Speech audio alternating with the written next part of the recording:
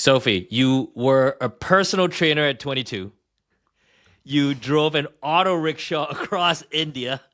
You bought a True. van. You bought a van, aka Ernie, aka Tortoise. I don't know what name you go by now. You had an accidental ultra marathon in Nepal. You do 12-kilometer walks. You're part of the 4:47 a.m. club.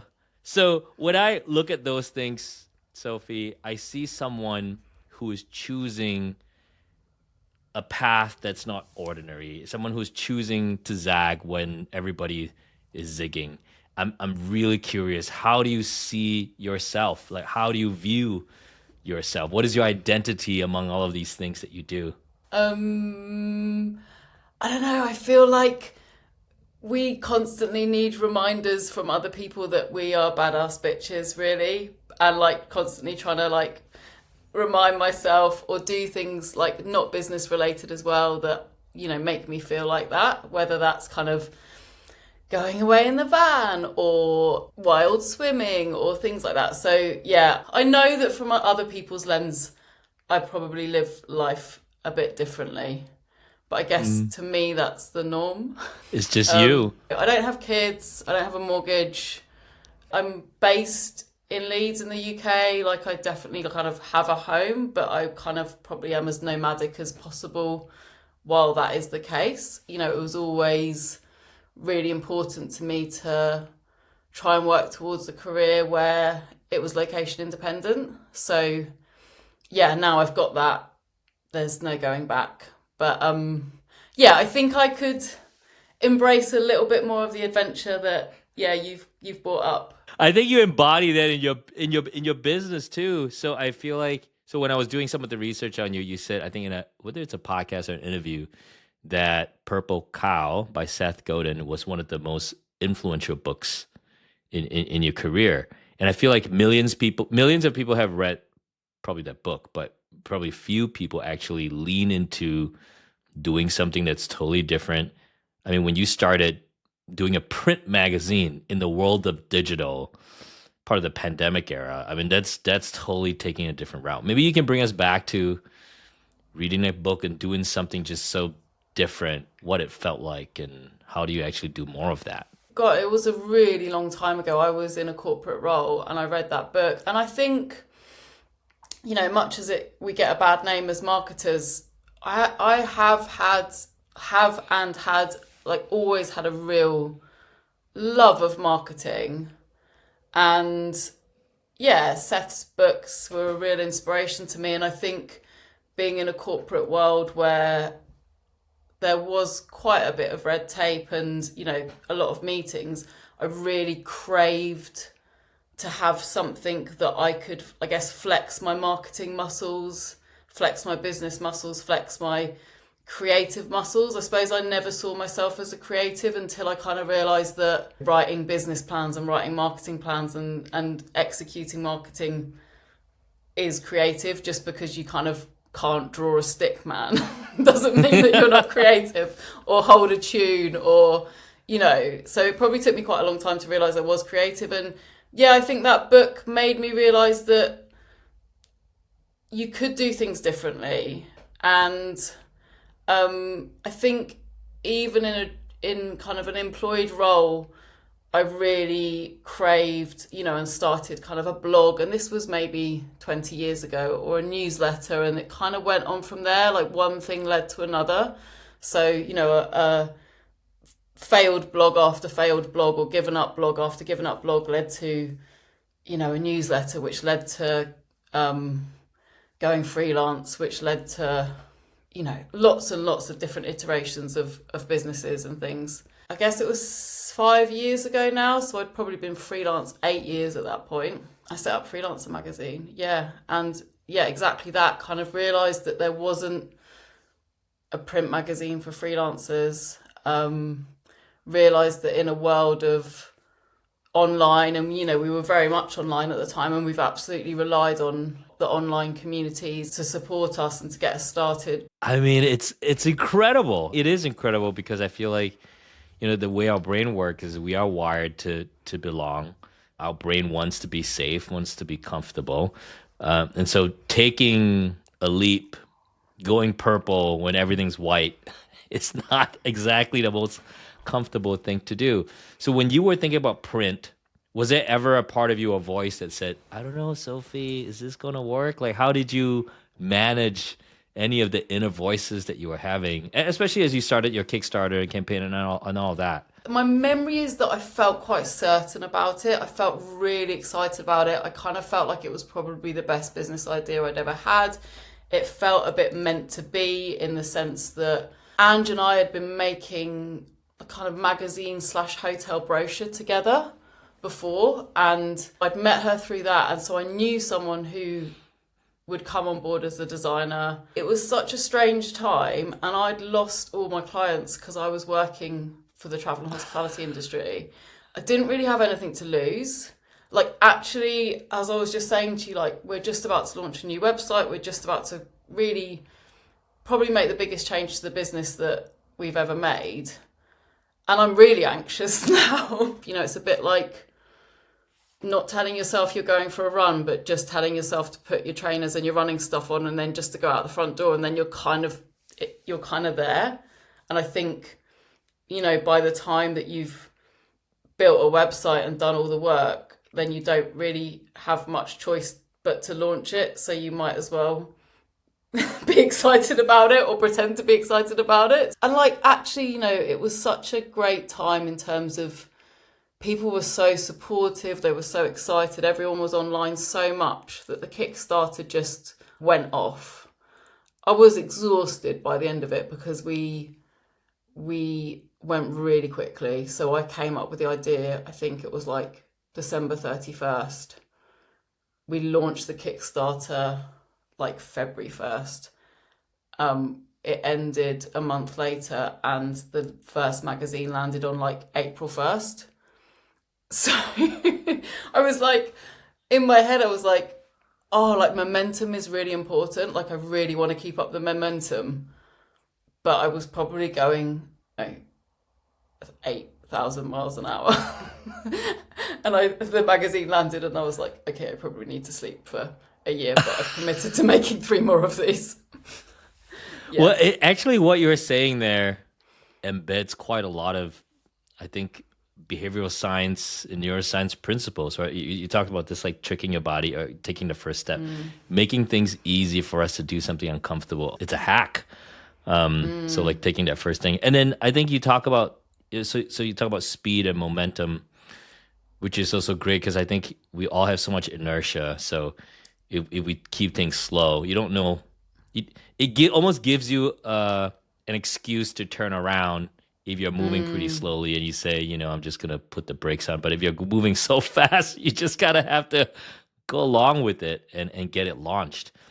Do you feel like fear holds a lot of people back? Have you seen freelancers in your community maybe not wanting to launch something or not wanting to move forward?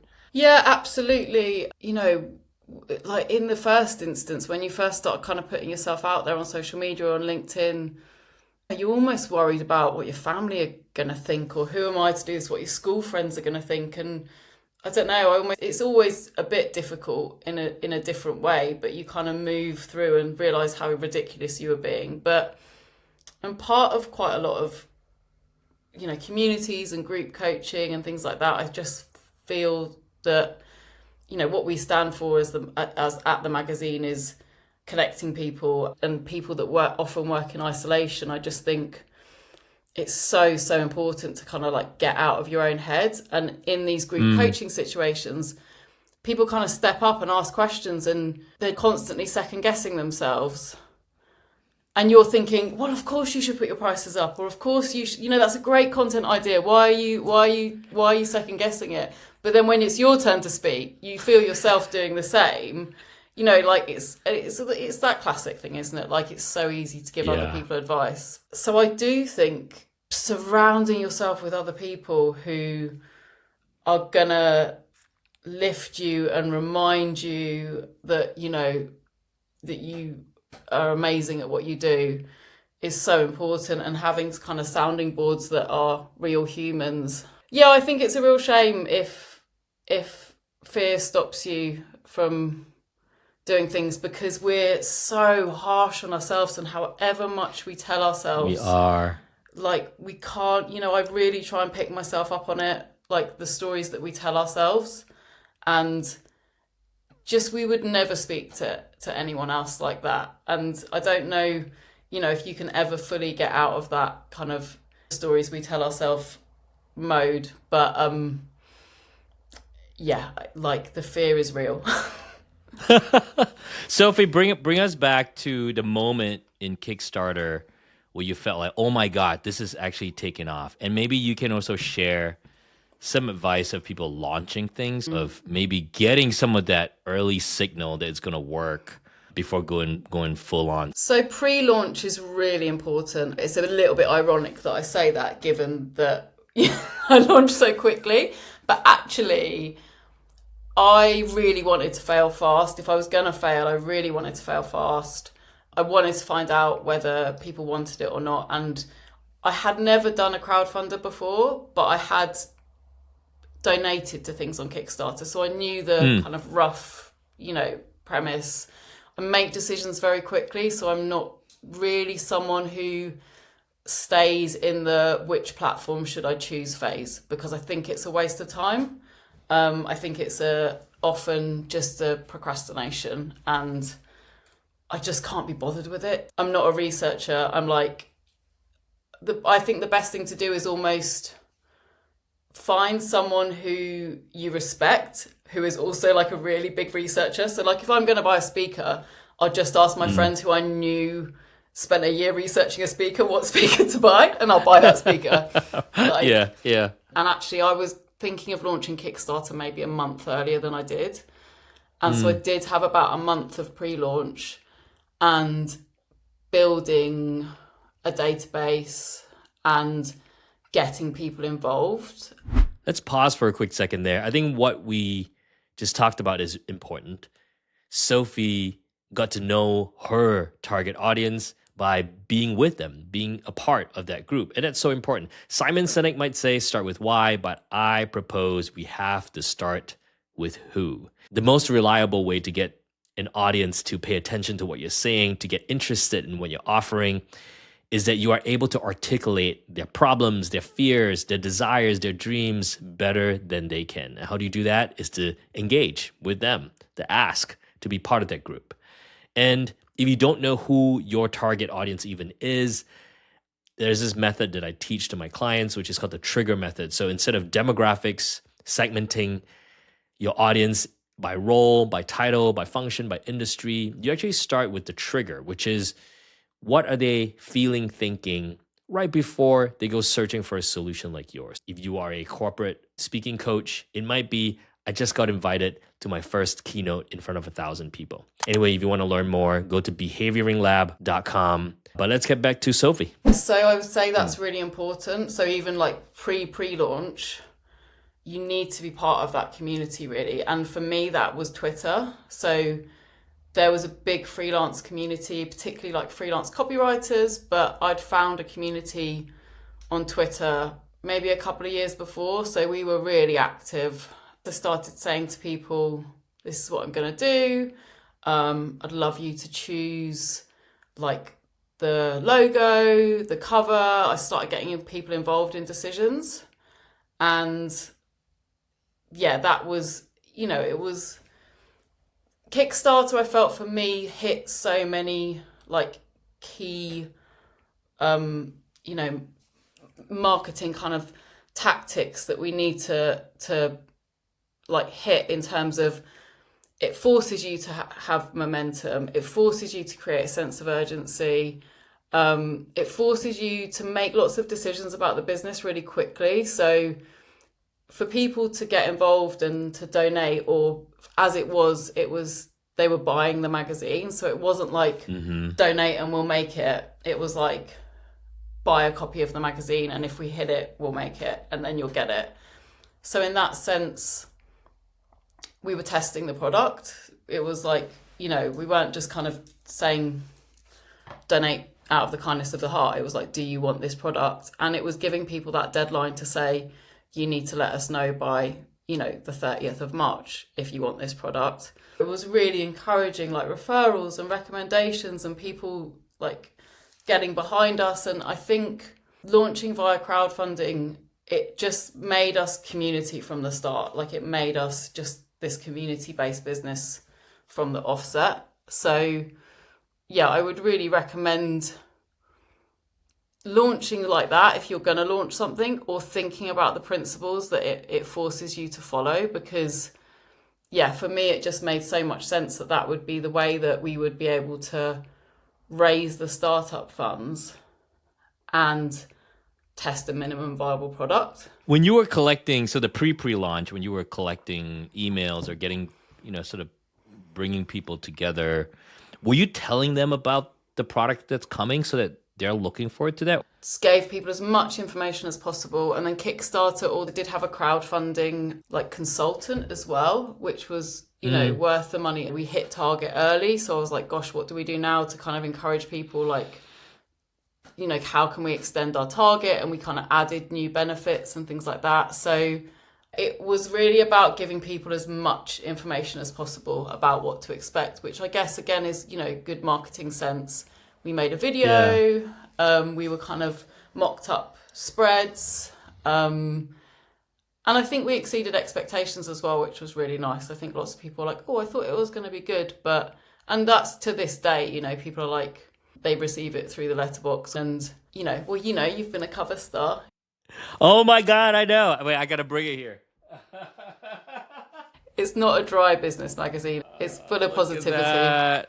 It's so cool. Yeah. I know. Yes. It's nothing like holding something physical in your hand. I think this continues to be something that's important, and a purple cow. Everything is online. Everything is digital. AI and everything is going to an intangible thing. So having something tangible, I feel it's just amazing to have. We do ship worldwide as well, but most of our members choose print, which is really nice.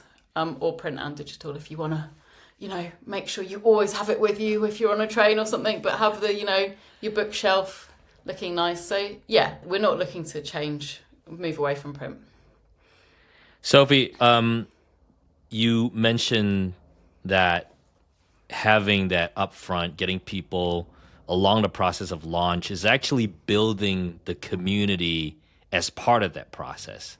And people were coming together to support you, but inevitably they're supporting themselves as a group. So when I think about community, we talked a little bit about this right before we recorded. People think about community, I think, very differently. There are folks that think, I'm just going to throw up a school page or get into Circle and voila, I have a community. All right, let's go.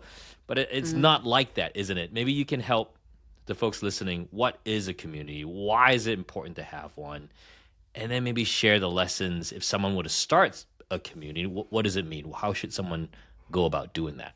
I think probably the first thing to do is be really honest with yourself, what your incentive is to start it and why you want to start it. And I think, there's so many communities out there already. So what purpose is yours one going to serve that is maybe different to ones that already exist? And I guess talking to people that that, not being shy about kind of talking to people that you would see would be part of that community and what they would want from it. Because I think absolutely it's still good advice to go niche. And I've questioned, we have such a strong brand now, but I have questioned if we went niche enough. But, even with niche, super niche communities these days, there's still, you'll still find a community for Chihuahua lovers in purple hats. Like there'll be one out there already probably. So you have to think like, are you prepared to do the work? What's it going to take? What time are you going to dedicate? We all have a personal incentive for doing something. So I don't think, it's important to be honest with yourself about what your personal incentive is.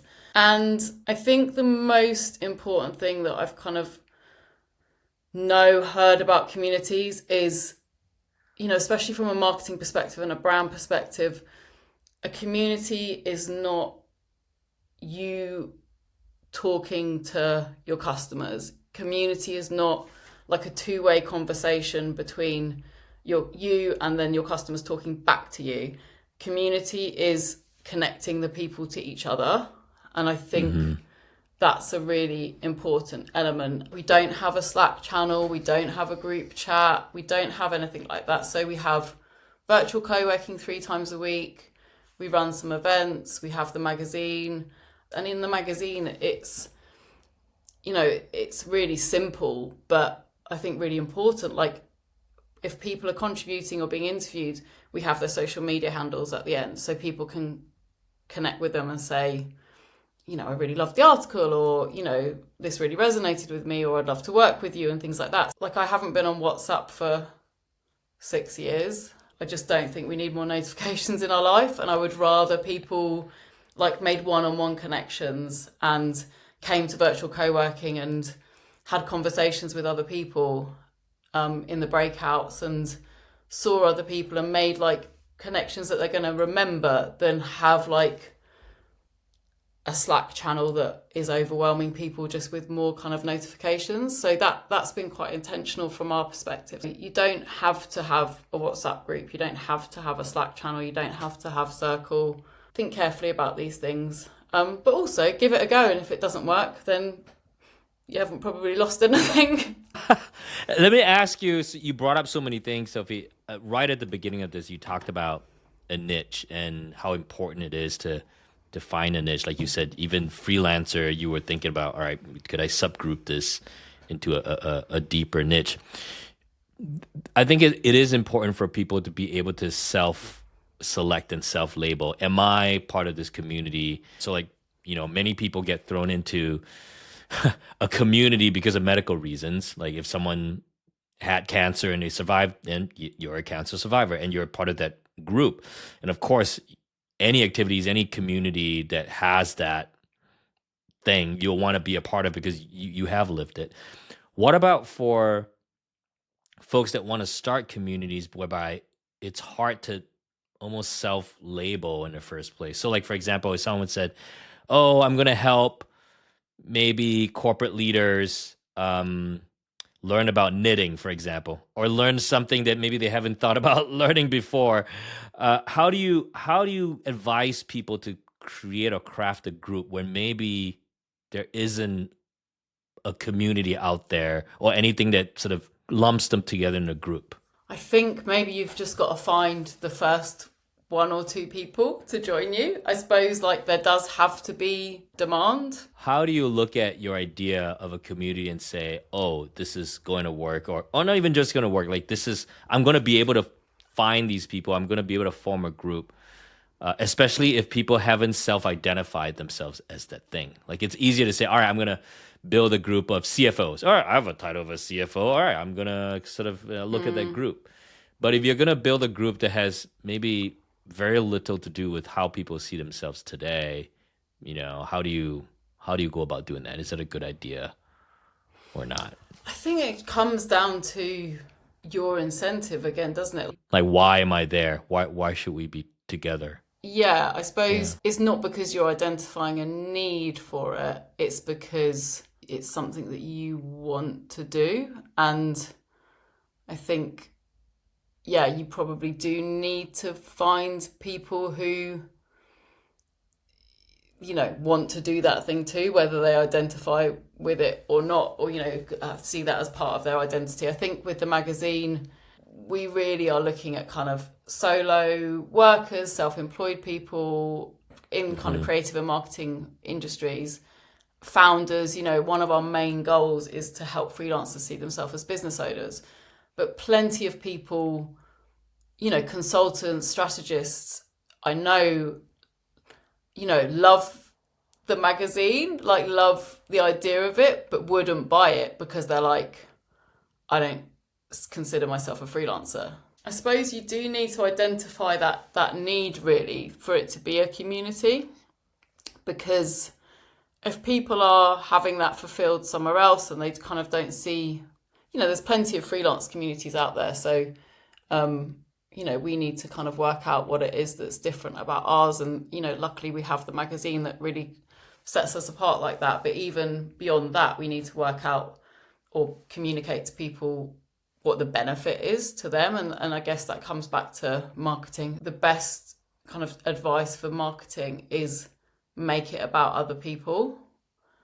And I think when you do that, that can help quash some of the fear, because it's not about you putting yourself out there as much as it is about how you're helping others.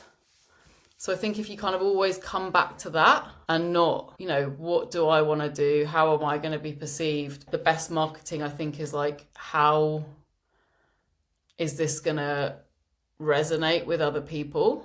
Of course, you are probably going to benefit from being part of that community too, but I'd say that actually being a community leader and being a community member can be quite different things. So that sort of comes back to the incentive, I guess, is like, do you want to be part of a community, or do you want to be leading a community, and why? So selfishly, let me ask you this question. So I've been thinking about this for what I'm doing. My obsession is about human behavior. What do we understand about why we do what we do, and how do we influence that? And as you know me, I came up through the ranks of brand and brand strategy work. And ultimately, I found that that was just one of the many things that you can do to influence behavior, which is brand. Obviously very powerful, but there are many, many different ways. And so my obsession has sort of broadened that umbrella. So for me, I would love to get a group of people together. I think there are people that care about this topic too, but the people that I can help and want to help are people that perhaps don't understand the power of influencing human behavior. Because I feel like, Sophie, today, when I talk to, let's say, an engineer, and I bring up brand and marketing, immediately they'll be like, nah, that's not me. I don't want to learn about it. I don't care. But we all know that that person can probably benefit from understanding more about human behavior, because they're leading teams. They're trying to influence their boss to give them budget for a project. I mean, really, everything that you do requires someone else to do something, or everything that you want to do. So someone could benefit from that. So if you sort of think about what I'm trying to do, how would a community sort of come from this? Or maybe you say, Howie, there's no community. Maybe you should not build a community. But that's sort of, what do you think about that? I don't know. Maybe it isn't a community, but I think that you have to meet people where they are, I guess, don't you? Like, you have to work out what the benefit is to them. And maybe you're not kind of talking about human behavior in the first instance. You're talking about whatever the benefit is going to be from there to them. It's almost about finding those people who are curious, instead of trying to target the people who are like complete deniers, and then maybe it can trickle down. Like, I don't know if this is relevant, but I've been doing loads of learning about learning this year. So I've been studying facilitation, and it's been so interesting because we run workshops and we run a virtual summit, and that was actually how I got into it, because we were running this virtual summit for freelancers, and I really wanted the workshops to be interactive. Like, a lot of the feedback I'd heard from some of the events that people were going to in our community was like, it's really inspirational, but actually I didn't really get any takeaways. And I really didn't want that to happen. I really didn't want people to come along, and even if it was like an amazing talk, to feel kind of inspired in that moment, but actually not have anything that they could apply to their business. And I actually wanted them to be doing work in the workshop, and I wanted them to be connecting.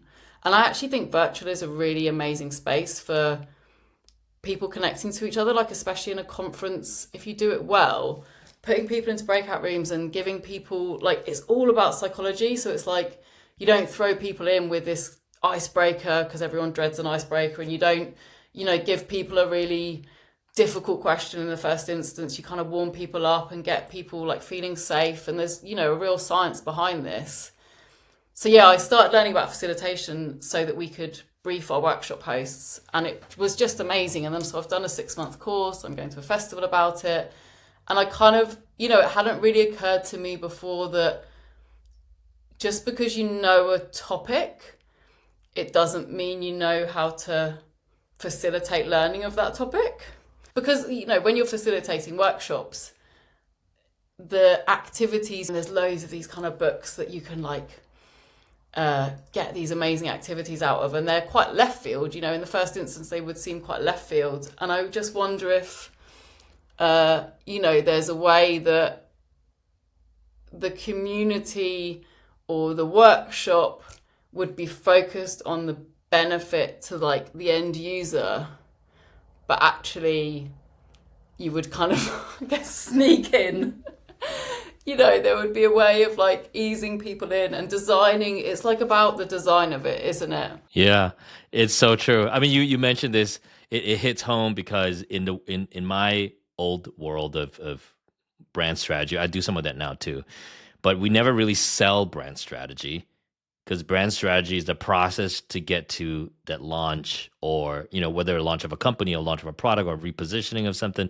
People buy the launch, and then you bake brand strategy into the process. Let's pause here very quickly. I want to go a little bit deeper in this idea. It is so important. If you have anything to offer, if you have an idea you want to spread, focus on the outcome, not the process. Just like what I talked about, strategy is the process, the outcome is the desired state, whether that's a completed website or a completed brochure. If you are offering something, be sure to focus on marketing and pitching the outcome.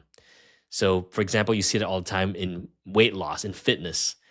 So what do they market? The weight loss outcome. Lose 10 pounds in 10 days without dieting or dehydration. That's the result that you market. The methodology, the process might be this XYZ method or some scientific method or whatever that might be. But people don't want to buy that method. People don't care about the method until they know the result that you can give them. So keep that in mind. Focus on pitching and marketing, the outcome and the result, not the process and the methodology.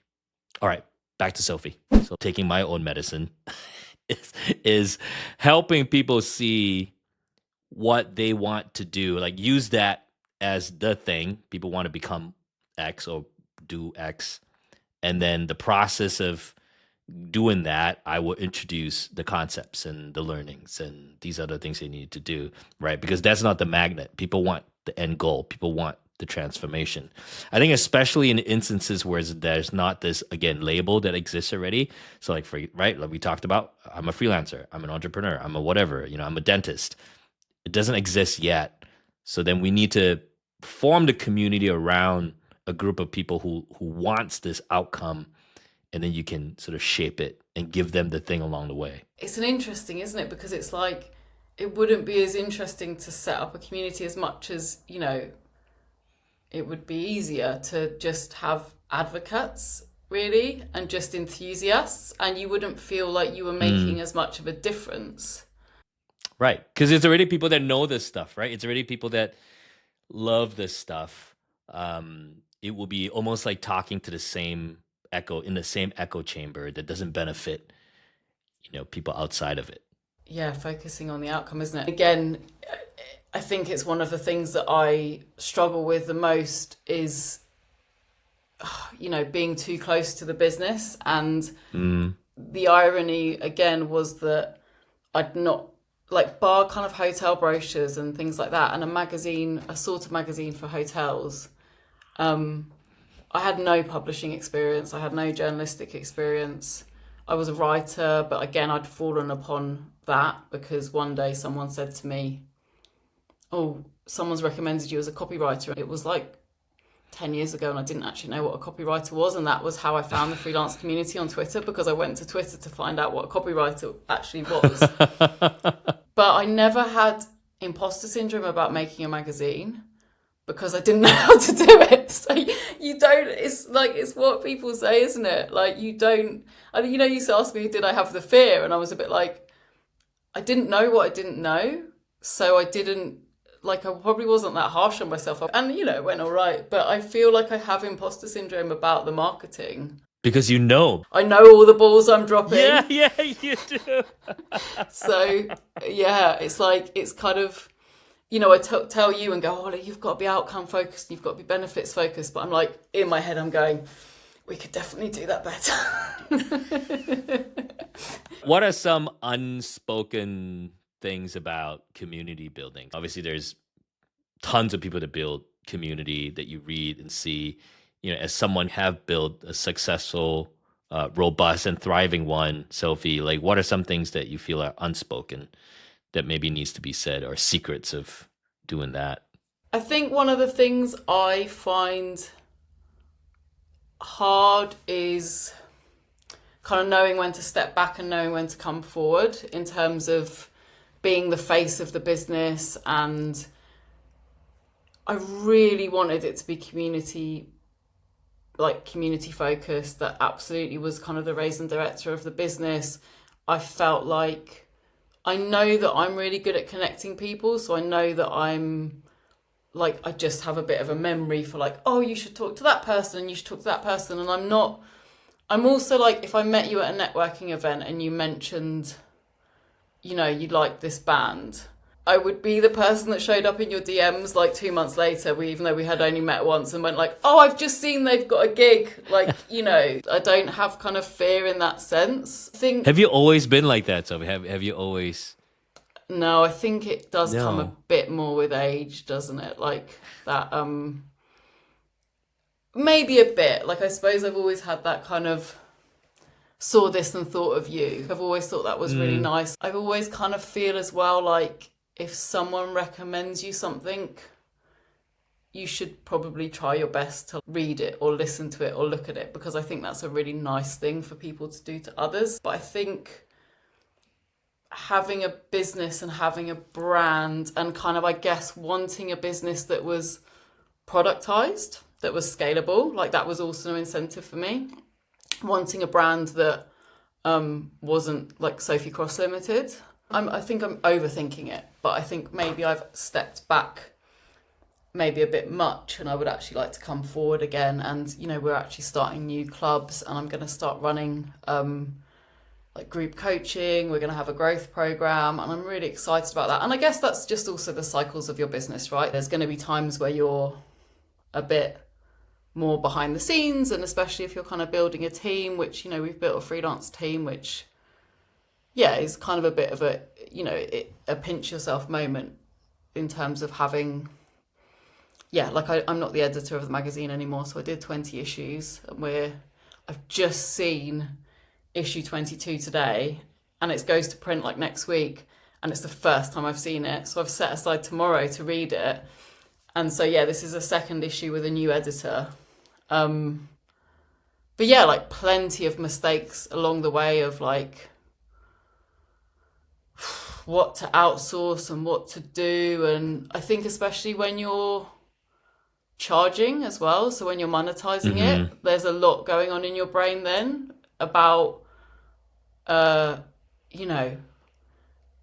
feel like it's really hard. Like, we haven't put our prices up hardly at all in like 5 years, and this is going to be a big shift that we're going to do now, which I absolutely think is the right move. I absolutely think that, we give so much value and we're still really affordable as well, but I think you can almost, you're trying quite hard to balance business goals with putting the community first. And personally, for me, I think more often than not, like I've probably put the community first at the expense of the business. I mean, you were mentioning, I think in an earlier podcast, maybe it was just when you started, that you paid yourself nothing. I think it was a 2022 or something like that. Like you took no income from that. I'm sure it's changed, but you were saying, you put the community ahead of maybe the business, and at the beginning it's hard, and then now you're sort of shifting it. How big are the numbers today? Yeah, of course. So we've got 800 paid subscribers at the moment. It's all direct. We do like we do go out to cafes and libraries and universities, they get copies, but otherwise it's all part of the membership, which is direct, where we don't supply kind of newsstand or anything like that. So distribution as a publisher is bigger, but actually it was always the intention for me that it was like a membership and a community, and we had that direct relationship with our customers, as opposed to, you know, making the magazine free and getting 20,000 copies out there. So yeah, we've got 800 paid members at the moment, and then yeah, a big launch coming in 2 weeks, basically, to kind of really change things up. And actually the magazine is, I don't want to say it's taking a backseat, because it's a fantastic product and obviously it's the kind of brand lead, but it is going to be about the other benefits of being part of the club and being part of the community, like putting them a bit to the forefront. And we're going to have 3 clubs based on where you are in your freelance journey. So if community is where you're at and that's kind of your main goal is connections at the moment, there's a club for you. If it's visibility, if it's getting new clients, we've got the Thrive Club. And then we're having the Growth Club, which is monthly group coaching, which I'm going to lead. For the sustainability of it, which I stand by, I've always kind of grown the team as opposed to taking more money out of it, which is always a little bit scary in terms of cash flow. I mean, I probably how I reflect how I live my personal life, to be honest. Like if I have the money, I'm going to spend it on something. So it's just as well I've spent it on like the team. But yeah, it's a fine balancing act. And again, it's like getting out of your own head and realizing that you deserve to be paid for the time that you are putting into things. Right. But it's also, I think the way that you go about doing it, it's also building that trust, you know, trust from the community that, you know, Sophie has our best intentions at heart. She cares about delivering us value. I think that's something that's probably unspoken. I think people feel through your actions that you really care. And I think part of that, you know, building of trust then allows you to give them more value. You make more money because you're delivering more value differently. And I think that's probably a progression that makes the most sense. I think if you start it with, all right, we're going to bring us together, I'm going to charge you money, we're going to have you pay. It's like, it just doesn't feel right, does it? Yeah, and I think people do business the way they want to do business, aligned with their own personal values. If making the most money was the end goal, then we would probably be in a different career. Totally right. You're right.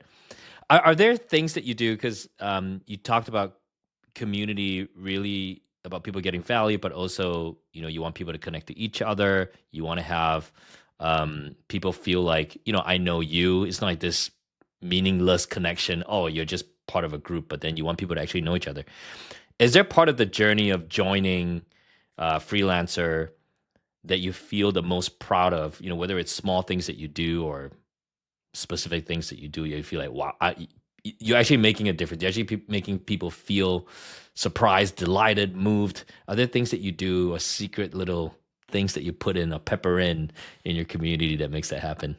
I think trying to make the small details of, like I say, is put like something really simple, like making sure you're putting people's contact details on things, and just like, I guess, always shouting people out, always mentioning people, always tagging people, always linking back to people. And I think the thing that excites me most is like, I'll see posts where people have gone on holiday together, or like they're working together, or they've hired each other.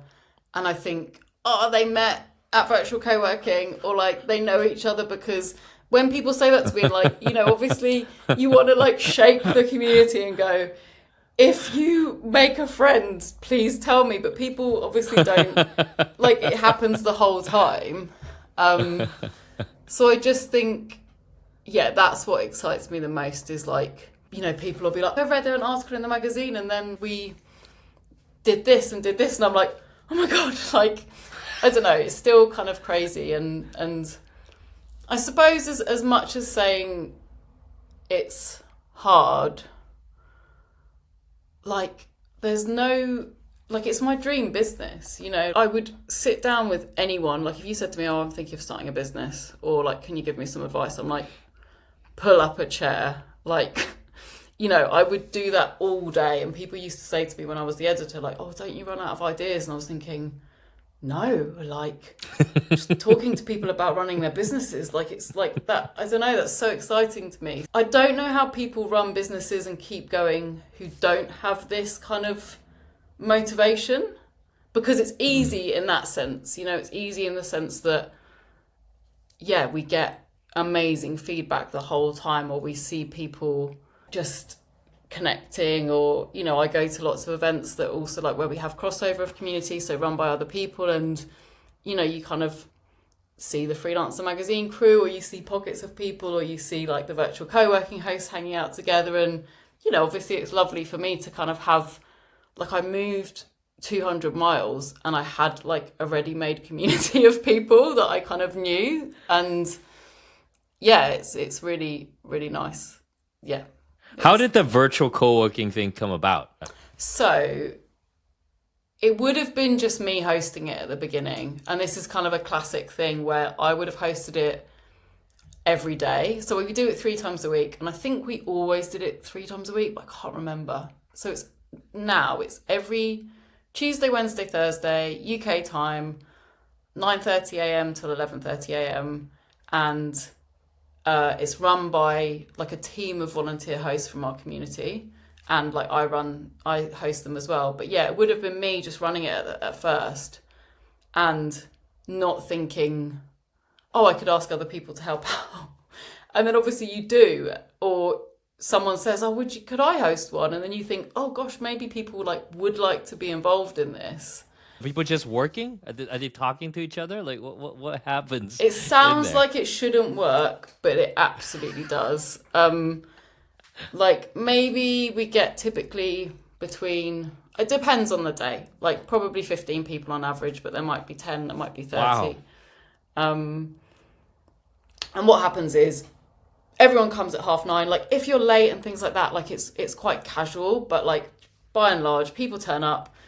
We go around the room, takes about 10 minutes, and everyone says, hey, I'm Sophie, I'm a freelance marketer, I'm based in Leeds. Because we're British, everyone has to comment on the weather, but even though we're not asked to. So everyone says the weather if you're based in England. Or some people learn in Italy or Thailand and stuff and make us very jealous because it's not raining. And then we do 2 45-minute sessions where we encourage people to keep their cameras on, but everyone's on mute. So you're just kind of like, if you've got a second screen, you might have it on that, or otherwise, you just kind of minimize it in the corner. And yeah, we have a little breakout room in the middle. So we go into breakout rooms and have a 10-minute chat, and then we do another 45-minute session. And like, it's just game changing. Like, I think it's been seen to be really good for like, if you're neurodivergent as well, it's called body doubling.